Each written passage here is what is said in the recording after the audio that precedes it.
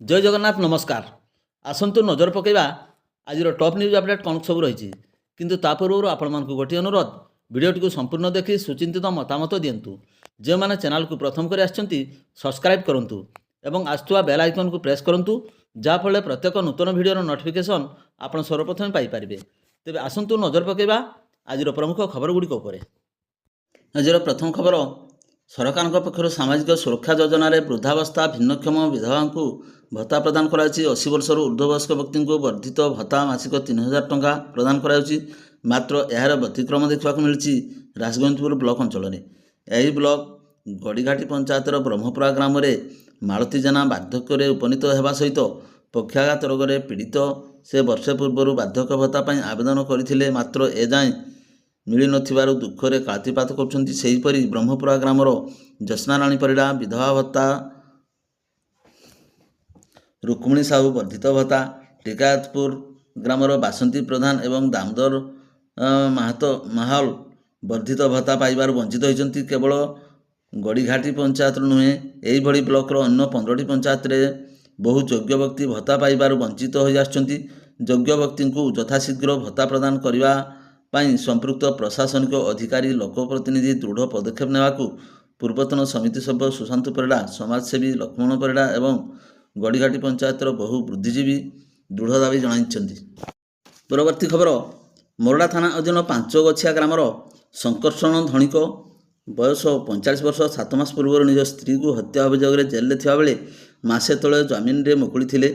से निजर ठिकणा हजाई सारी जेतेबेले से गाँव को फेरी देखिले तांकर बासगृह माटी मिसी जाइछि। फल मुंड गुंजिबाक निकट में जगह नथिला। तांकर असहायता देखि स्थानीय युवक मैंने सेतेबेले सहारा देउथवा बेले से हठात कुआड़े चली जाइथिले। हेले पुणी गाँव को फेरी आसवा बेले रविवार अपराह्न ग्राम निकटस्थ ममता गृह पछपटे मृतदेह पड़ता देखि स्थानीय लोके पुलिस को खबर देते। मोरडा पुलिस मृतदेह जबतपूर्वक एने एक अपमृत्यु मामला रुजु कर घटनार तदंत करुछि। परवर्ती खबर नलगजा स्वास्थ्य केन्द्र स्वास्थ्य सेवार वास्तव चित्र को नहीं साधारण लोकों मध्य असंतोष प्रकाश पाई। किसी दिन पूर्व नूतन हस्पिटाल भवनर उद्घाटन होता बेले रोगी को उन्नत मानर स्वास्थ्य सेवा जगाई देवाई शज्या सुविधा हेले रविवार रक्सोल ग्रामर जड़े गुरुतर रोगी हस्पिटाल को आसवा बेले से बारंडार पड़ रही अभियोग होती। स्थानीय लोकों कहवा अनुसार से समय हस्पिटाल कबाट भितर बंद थिला एवं कर्मचारी माने भितर विश्राम नथिले। बारंबार डाकिबा सत्वे केही प्रतिक्रिया दे नथिबारु अभियोग होईछि। याकु नै अंचलवासी मध्य तीव्र क्षोभ प्रकाश पाई। सरकार ग्रामांचल 24 घंटा स्वास्थ्य सेवा जगाई देवाकू संकल्पबद्ध थिबा बेले नलगजा स्वास्थ्य केन्द्र में यही घटना विभागर निष्ठा उपरे प्रश्नवाची सृष्टि होईछि। परवर्ती खबर डाक्तर छात्री चंद्रिका हेम्ब्रम अकाल मृत्यु घटन उच्चस्तरीय तदंत कराजिबाकू मासा आर्मी संगठनर राज्य सभापति सुगलाल मारांडी दाबी करछन्ती। से मारांडी कहछन्ती जे चंद्रिका हेम्ब्रम मृत्यु हत्या ना आत्महत्या प्रकृत सत्य सामना को आसवा निहाती आवश्यक। जदि तदंतरु यह हत्या बोली प्रमाणित हुए तेबे घटना संपृक्त समस्त दोषी को तुरंत गिरफ्त करा जाए आईन अनुजाई कठोरु कठोरतर दंड दिया उचित। यही घटना राज्य सरकार जिला प्रशासन एवं पुलिस विभाग निरपेक्ष स्वच्छ एवं यथाशीघ्र तदंत कर प्रकृत सत्यपदा को आनिबा सह मृत छात्र परिवार को न्याय प्रदान करने को मासा आर्मी पक्षर दाबी करा जायछि। एही घटना दोषी जे हेउना कहीं आईन अनुजाई दंडित करा सह भविष्य में एपरी घटनार पुनरावृत्ति रोकने दृढ़ पदक्षेप नेबाकू मासा आर्मी संगठन पक्षर आह्वान करा जायछि। परवर्ती खबर बिशई ब्लॉक बाउतीपड़ा पंचायत आसनबणी ग्राम जड़े बालिका आत्महत्या करथिबा जଣା पड़छि। मृत बालिका हेले आसनबणी ग्रामर मोहन हेम्ब्रम झील पाय हेम्ब्रम। सूचना अनुजाई बापा और माँ शनिवार सकाळ शुखिला काठ संग्रह करने को निकटस्थ जंगल को जाइथिले। उपर बेला घर को फेरी देखिले झील पाय छाटिपिटी हो मृत्यु सहित संग्राम करुछि। पाय को पचारिबारु से बगमरा औषध खाई देछि बोली कहिथिला। संगे संगे तांको विषय डाक्तरखाना को आनिथिले हैं डाक्तर तांको मृत्यु घोषणा करथिले।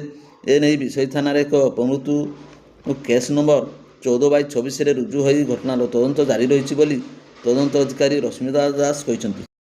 परवर्ती खबर बेतरंडी वनांचल 20टी झाड़खंडी हाथी रही आखपाख गाँव में क्षयक्षति कर पाउंसिया 9, बड़ामपुर 6, दुर्गापुर 3, गड़ीगाँ और मेरदार गोटे लेखाएं मोट 20टी हाथी रोथुआर जणाଯାଇଛି। बेतरंडी वनांचल अधीन भालुकचुआ ग्रामर भागीरथी मुर्मू ମାଝିଆଣୀ ଗ୍ରାମର ମଙ୍ଗଳା ସୋରେନଙ୍କ ଘର ହାତୀ ଭାଙ୍ଗି ଦେଇଥିବା ବେଳେ ପରିବାର ଲୋକେ ଅଳ୍ପକେ ବର୍ତ୍ତି ଯାଇଥିଲେ। ସରକାର ଦୀର୍ଘ ବର୍ଷ ହେବ ହାତୀ ଆସୁଥିବା ଘଟଣା ଜାଣିପାରିଥିଲେ ମଧ୍ୟ ଉଦାସୀନତା ରହୁଥିବା ଯୋଗୁଁ ହାତୀପଲ ବେତଳଟି ବନାଞ୍ଚଳ ଛାଡ଼ି ଅନ୍ୟତ୍ର ଯିବାର ନାମ ଧରୁନାହାନ୍ତି। ପରବର୍ତ୍ତୀ ଖବର, ଜାମଦା ଅଞ୍ଚଳରେ ପ୍ରବଳ ବେଗରେ ପବନ ବହିବା ଯୋଗୁଁ କ୍ଷୟକ୍ଷତି ହୋଇଛି। ଜାମଦା ତହସିଲ ଅନ୍ତର୍ଗତ ତାରଣା ଗ୍ରାମ ପଞ୍ଚାୟତ ଭାଦସାହି ଗ୍ରାମର ଶଙ୍ଖାଟୁଡୁଙ୍କ ଘରର ଆଜବେଷ୍ଟର ଉଡ଼ିଯାଇଛି। ଆଜବେଷ୍ଟର ନିକଟସ୍ଥ ଘର ଏବଂ ଗଛ ଉପରେ ପଡ଼ିଥିବା ଦେଖିବାକୁ ମିଳିଛି। ଗଛ ପଡ଼ିବାରୁ ଭାଦସାହି ଗ୍ରାମର ବସୁଧା ଯୋଜନା ପାଣି ପମ୍ପ ଟ୍ରାନ୍ସଫର୍ମରଟି ଭାଙ୍ଗିଯାଇଛି। ଶଙ୍ଖାଟୁଡୁଙ୍କ ଜାମଦା ତହସିଲ ପକ୍ଷରୁ ସହାୟତା ଯୋଗାଇ ଦେବାକୁ ଦାବି ହେଉଛି। ପରବର୍ତ୍ତୀ ଖବର, ମୟୂରଭଞ୍ଜ ଜିଲ୍ଲାରେ ବେଆଇନ ଖଣି କାରବାର ବନ୍ଦ ନେଇ ପ୍ରଶାସନ ଦୃଢ଼ କାର୍ଯ୍ୟାନୁଷ୍ଠାନ ଗ୍ରହଣ କରିଛି।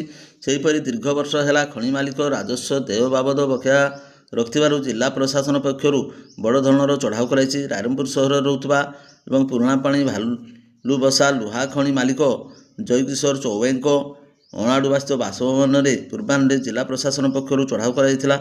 ମାଜିଷ୍ଟ୍ରେଟ ଭାବେ ସହକାରୀ ଜିଲ୍ଲା ସୁଧାକର ସେଠୀ, ତହସିଲଦାର ଭବାନୀ ପ୍ରସାଦ ସାହୁ, ସବ୍ ରେଜିଷ୍ଟ୍ରାର ରାଜେଶ୍ୱରୀ ମାଝୀ, ଖଣି ଅଧିକାରୀ ନିତ୍ୟାନନ୍ଦ ନାୟକ, କନିଷ୍ଠ ଖଣି ଅଧିକାରୀ ରାଜସ୍ୱ ପର୍ଯ୍ୟବେକ୍ଷକ ଏବଂ ନିହାର କୁମାର ପାତ୍ର, ଆର୍ଆଇ ରଞ୍ଜନ ମାହାନ୍ତ ପୂର୍ତ୍ତ ବିଭାଗ କନିଷ୍ଠ ଯନ୍ତ୍ରୀ ଏବଂ ରାଇରଙ୍ଗପୁର ଟାଉନ ଥାନା ପୁଲିସ ପକ୍ଷରୁ ମିଳିତ ଚଢ଼ାଉ କରାଯାଇଥିଲା।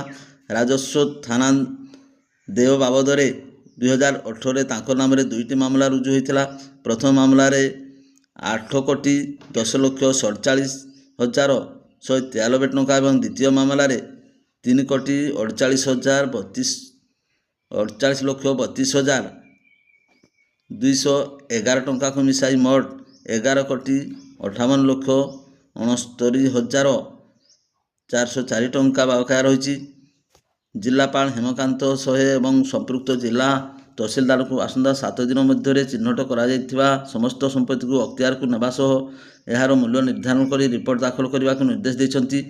ଏନେଇ କେସ୍ ନମ୍ବର 5/18, 6/18, 7/18ରେ ମାମଲା ରୁଜୁ ହୋଇଛି। ପ୍ରଶାସନିକ ଅଧିକାରୀ ତାଙ୍କ ଘରେ ପହଞ୍ଚିଥିବା ବେଳେ ଖଣି ମାଲିକ ଉପସ୍ଥିତ ନଥିଲେ। ପରିବାର ଲୋକେ ଉପସ୍ଥିତ ଥିଲେ। ତାଙ୍କ ବାସଭବନରେ 30ଟି ଅତ୍ୟାଧୁନିକ କୋଠରୀ ରହିଛି। ସମ୍ପତ୍ତିର ମୂଲ୍ୟ ପୂର୍ତ୍ତ ବିଭାଗ ଯନ୍ତ୍ରୀ ଆକଳନ କରିବେ ଏବଂ ସବ୍ ରେଜିଷ୍ଟ୍ରାର କାର୍ଯ୍ୟାଳୟ ଜମିର ମୂଲ୍ୟ ଆକଳନ କରି ତହସିଲଦାରଙ୍କୁ ରିପୋର୍ଟ ପ୍ରଦାନ କରିବେ। ଡାକବାଜି ଯନ୍ତ୍ର ଦ୍ୱାରା ମଧ୍ୟ ସ୍ଥାନୀୟ ଅଞ୍ଚଳବାସୀଙ୍କୁ ସୂଚନା ପ୍ରଦାନ କରାଯାଇଛି। ପରବର୍ତ୍ତୀ ଖବର, ମୋରଡା ବ୍ଲକ ଅଞ୍ଚଳରେ ଦିନକୁ ଦିନ ବଣୁଆ ହାତୀଙ୍କ ଦୌରାତ୍ମ୍ୟ ବୃଦ୍ଧି ପାଇବାରେ ଲାଗିଛି।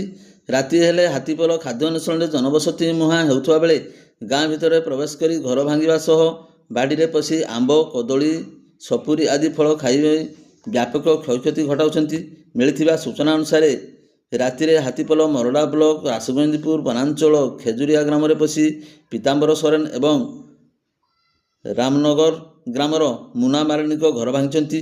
ଦେଉଳି ରେଞ୍ଜ ଅଧୀନ ଗଡ଼ିଗାଁ ଗାଁ ଭିତରେ ହଠାତ୍ ହାତୀ ଦେଖି ଲୋକମାନେ ଛାନିଆ ହୋଇପଡ଼ିଥିଲେ। କେବଳ ଲୋକଙ୍କ ବାଡ଼ିରେ ପଶି କ୍ଷୟକ୍ଷତି କରିଥିବା ବେଳେ ଲୋକଙ୍କର ଅସାବଧାନତା ସହ ହାତୀ ଘଉଡ଼ାଇବାକୁ ଯେଭଳି ବିଶେଷ କିଛି କ୍ଷତି କରିପାରିନଥିଲେ। ତେବେ ବନ କର୍ମଚାରୀ ହାତୀମାନଙ୍କର ଗତିବିଧି ଉପରେ ନଜର ରଖିବା ସହ ଲୋକଙ୍କୁ ସତର୍କ ରହିବାକୁ ସଚେତନତା କରାଉଛନ୍ତି। ପରବର୍ତ୍ତୀ ଖବର, କେନ୍ଦ୍ର କୋଇଲା ଏବଂ ଖଣି ବିଭାଗ ମନ୍ତ୍ରୀ ଜି କିଷାନ ରେଡ୍ଡୀଙ୍କୁ ନୂଆଦିଲ୍ଲୀଠାରେ ମୟୂରଭଞ୍ଜ ବରିଷ୍ଠ ବିଜେପି ନେତା ଜୀବନ କୁମାର ସାହୁ ସାକ୍ଷାତ କରିଛନ୍ତି। ଓଡ଼ିଶା ବିଜେପି ସରକାର 2 ବର୍ଷ ପୂର୍ତ୍ତି ଅବସରରେ ଆଗାମୀ 20 ତାରିଖରେ ମୟୂରଭଞ୍ଜ ଜିଲ୍ଲାରେ ହେବାକୁ ଥିବା କାର୍ଯ୍ୟକ୍ରମରେ ଯୋଗ ଦେବା ପାଇଁ ଅନୁରୋଧ କରିଛନ୍ତି। ଏହି ପରିପ୍ରେକ୍ଷୀରେ ମୟୂରଭଞ୍ଜ ସମେତ ଓଡ଼ିଶା କୋଇଲା ଏବଂ ଖଣି ନେଇ ବିଭିନ୍ନ ସମସ୍ୟା ସମ୍ପର୍କରେ ମଧ୍ୟ ଶ୍ରୀ ସାହୁ ଆଲୋଚନା କରିଛନ୍ତି। ଭିଡ଼ିଓଟିକୁ ଶେଷ ପର୍ଯ୍ୟନ୍ତ ଦେଖିଥିବାରୁ ଆପଣଙ୍କୁ ଅଶେଷ ଅଶେଷ ଧନ୍ୟବାଦ।